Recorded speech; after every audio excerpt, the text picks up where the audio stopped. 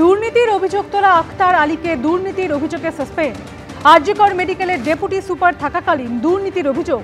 ইস্তফা গ্রহণ না করে আক্তার আলীকে সাসপেন্ড করল স্বাস্থ্য দফতর। আক্তার আলীর বিরুদ্ধে সরঞ্জাম পাইয়ে দেওয়ার বদলে টাকা নেওয়ার অভিযোগ। বরাত পাইয়ে দিতে টাকা, পরিবারের জন্য বিমানের টিকিট নেওয়ার অভিযোগ। দুটি সংস্থা থেকে একাধিকবার বিমানের টিকিট কাটিয়েছেন আক্তার আলী। একটি সংস্থা থেকে স্থির অ্যাকাউন্টে 50,000 টাকা নিয়েছেন আক্তার। চতুর্থ আরেকটি সংস্থা থেকে 2,39,000 টাকা নেওয়ার অভিযোগ। 4 কোটি 14 লক্ষের বরাত পাইয়ে দিতে ঘুষ নেওয়ার অভিযোগ। একের পর এক দুর্নীতির অভিযোগে আক্তার আলী সাসপেন্ড। বর্তমানে কালিয়াগঞ্জ হাসপাতালের ডেপুটি সুপার আক্তার আলী বিজেপিতে যোগ দেওয়ার পরে চাকরি ছাড়ার জন্য পাঠান পদত্যাগপত্র। সেই ইস্তফাপত্র গ্রহণ না করে সাসপেন্ড করা হলো আক্তার আলীকে। আক্তার আলীর অভিযোগের প্রেক্ষিতে সন্দীপ ঘোষ গ্রেপ্তার। আক্তার আলীর অভিযোগেই মিলেছে দুর্নীতিতে জড়িত থাকার প্রমাণ। আক্তার আলীকে সাসপেন্ড করে এমনই জানালো রাজ্য স্বাস্থ্য দফতর। পানশালার আড়ালে নারী পাচার তদন্তে নেমে একসঙ্গে কলকাতার 7 জায়গায় অভিযান চালালো ইডি।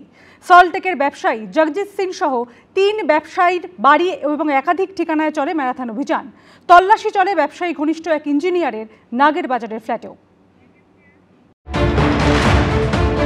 সল্টলেকের একাধিক জায়গা থেকে নাগের বাজার, পানশালার আড়ালে নারী পাচারের অভিযোগের তদন্তে শুক্রবার সকাল থেকে 7টি জায়গায় অভিযান চালালো এনফোর্সমেন্ট ডিরেক্টরেট। ইডি সূত্রে দাবি 2015 সালের একটি এফআইআর এর ভিত্তিতেই তদন্ত চালাচ্ছে তারা।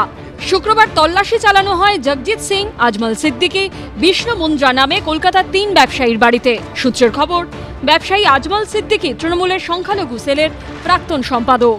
মহিলা পাচার মামলায় ইডির ম্যারাথন তল্লাশি অভিযান আজ সকাল থেকে একসঙ্গে 7টি জায়গায় ইডি আধিকারিকরা তল্লাশি অভিযান চালাচ্ছেন। আমরা সল্টলেকের এফি ব্লকে রয়েছি। এখানে সিদ্দিকী হাউস, আজমল সিদ্দিকী এক ব্যবসায়ী, তার বাড়ি, এবং এই ছাড়াও সল্টলেকের জগজিৎ সিং আর এক ব্যবসায়ী, যার একাধিক বার রয়েছে বাগুইহাটি এলাকায়, বিধাননগর এলাকায়, তার বাড়িতেও ইডি আধিকারিকরা রয়েছেন। এবং আরেক ব্যবসায়ী বিষ্ণু মুন্দ্রা, তার লেক টাউনের বাড়িতে পৌঁছে গেছেন ইডি আধিকারিকরা। ইডি সূত্রে দাবি কলকাতা জুড়ে একাধিক জায়গায় ওই 3 ব্যবসায়ীর একাধিক পানশালা রয়েছে। সেই পানশালার আড়ালে নারী পাচার ও টাকা নয়-ছয় চলে বলে অভিযোগ। এই ব্যবসায়ীদের ঘনিষ্ঠ গৌতম সরকার নামে এক সিভিল ইঞ্জিনিয়ারের ফ্ল্যাটেও তল্লাশি চলে।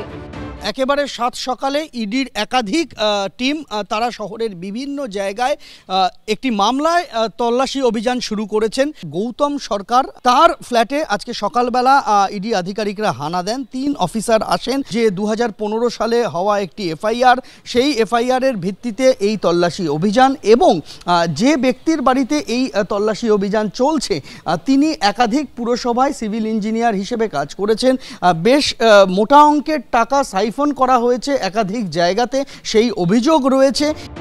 ইডি সূত্রে দাবি পানশালার আড়ালে মহিলা পাচারের বিপুল টাকা নয়-ছয় হয়েছে বলে তদন্তে উঠে এসেছে। দুর্নীতির ওই টাকা ঘুরপথে কোথায় পৌঁছেছে, প্রোটেকশন মানি কারা পেয়েছে, তাই জানতে চাইছেন ইডি অফিসাররা।